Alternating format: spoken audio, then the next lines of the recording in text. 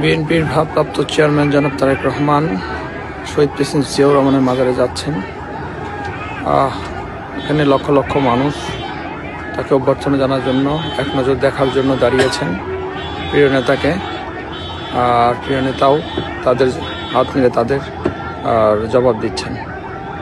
আর এখান থেকে শহীদ প্রেসিডেন্ট জিয়াউর রহমানের মাজার জিয়ারত শেষে উনি এখান থেকে যাবেন আপনার জাতীয় স্মৃতিসৌধে। এখন অবস্থান করছি আমরা আপনার নব